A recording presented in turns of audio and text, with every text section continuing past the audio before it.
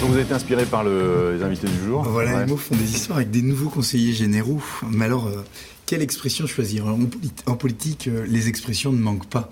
On aurait pu prendre des expressions autour des vestes, avec ou sans étiquette, des vestes à prendre ou à retourner. On aurait pu prendre une expression avec les dents longues qui rayent le parquet, ou alors une expression autour de la langue de bois. En tout cas, aucune de ces expressions ne vous correspond. Vous venez d'être élu, et pour avoir été élu, il a fallu récolter des voix. Et pour récolter des voix, il a fallu faire campagne. Et pas perdre la sienne. Et pas perdre la sienne. C'est à Lille, ça, c'est ce week-end. Faire campagne, d'où vient cette expression ? Et pourquoi dit-on faire campagne et pas faire ville ou faire village ? Y a-t-il un rapport avec le monde rural ?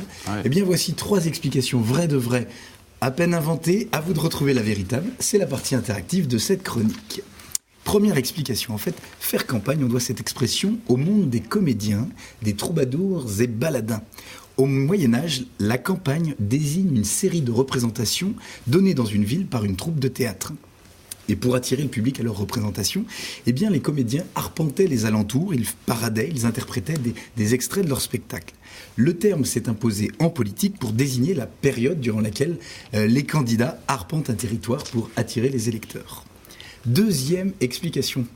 Faire campagne est une expression associée au monde rural et plus précisément au monde de la chasse. Faire campagne, c'est faire les buissons, frapper avec un bâton les haies, les bois, les bosquets, parcourir un canton pour faire sortir le gibier.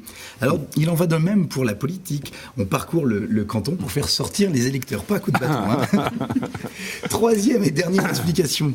Eh bien, faire campagne, c'est une expression militaire. La campagne est en effet une expédition militaire, un temps durant lequel on tient les troupes en corps d'armée et où on lance les hostilités avec les ennemis. Eh bien, entrer en campagne, c'est démarrer les hostilités. On retrouve ça en politique pour désigner cette période durant laquelle on affronte les candidats adverses. Voilà, 3 explications. Tout est crédible, hein. Tout est crédible. Qu'est-ce qui vous tente là-dedans, Michel ? Moi, la une. Les comédiens. Les comédiens. Oui, Devenez aussi. oui. Ouais. Catherine ? Ouais, l'idée de campagne militaire, Moi aussi, ça me je trouve que ça tente, correspond bien au milieu. Campagne de Russie. Alors attention, Caroline, l'enjeu est important, votre maman vous regarde. Je sais pas, les 3. Les 3, un mélange des 3. Bon. Bien répondu.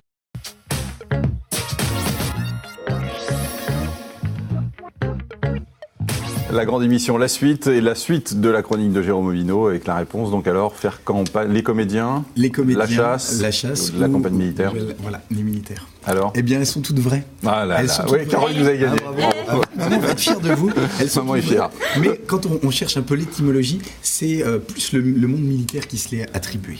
D'accord. Quand elle est électorale, la campagne se fait aussi bien rurale que citadine. Son origine est donc plus militaire, comme je le disais tout à l'heure, à croire que la politique est un sport de combat. D'ailleurs, à bien des égards, les termes sont les mêmes. On gagne ou on perd, on bat ou on est battu. L'homme politique entre donc en combat. À gauche comme à droite, aux extrêmes comme au centre, s'il est un geste qui résume la vie politique, c'est bien la poignée de main. Elle occupe 80% de l'activité du candidat. Alors d'évidence, on ne peut pas discuter en tête-à-tête avec des milliers de citoyens ou avec tous les commerçants d'une rue. Alors la poignée de main est donc un moment privilégié, un éclair d'intimité et de contact physique. Le fait qu'elle ne dure en moyenne que 7/10 de seconde n'en rend que plus importante sa parfaite réussite. Alors vous allez me dire, il y a plusieurs cas de figure avec la poignée de main. Une poignée de main à quelqu'un qui vous est favorable. C'est le cas le plus confortable. Alors la moyenne est de 1,42 poignées de main par seconde. Mais vous pouvez améliorer la cadence en utilisant les 2 mains. Et ne prenez pas une main à la fois, mais un bouquet. Vous pouvez arriver à 5,5 poignées par seconde. Et si vous voulez encore faire mieux, bien, faites serrer les mains par votre directeur de campagne, par vos collaborateurs, ça comptera pareil et vous multiplierez le rendement. Attention toutefois, tout indulgents que sont vos supporters, ils peuvent néanmoins se vexer si, emportés par l'enthousiasme, vous déléguez le serrage de main à votre chauffeur.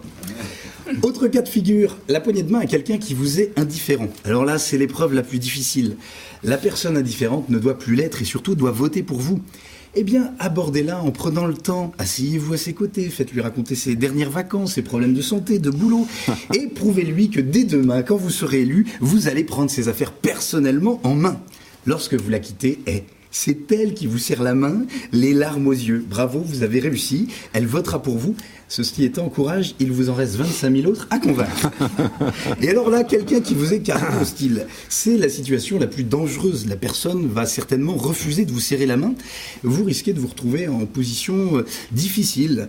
Une seule solution, le réflexe, détourner la situation à votre avantage. Salut Marcel. Vous l'avez compris, quelle que soit la personne à qui vous serriez la main, il faut travailler la poignée de main. Pour gagner, le candidat doit s'entourer. Il faut choisir ses collaborateurs. Tout comme il est inutile de prendre un linguiste pour travailler la langue, un bon ébéniste vous confectionnera une langue de bois parfaite pour faire de vous un excellent parlementaire, inutile aussi de prendre un chef de chœur pour travailler sa voix. Prenez plutôt un manucure, car il est bien connu que la voix passe par la main. Il faut battre la campagne à main nue.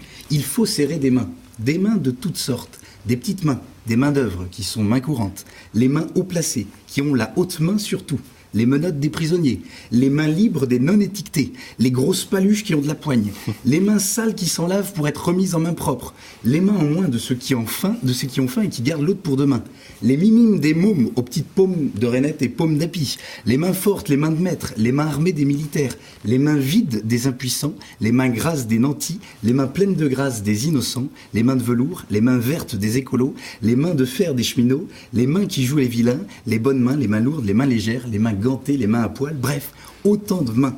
Mes chers politiques, ce que nous vous souhaitons par-dessus tout, c'est que dès aujourd'hui et dès demain, vous seriez toujours plus de démocratie, de justice sociale et d'harmonie. Et dans ce domaine-là, de grâce, n'y allez pas de main morte avant de passer la main. Très bien, parfait. Vous avez signé beaucoup.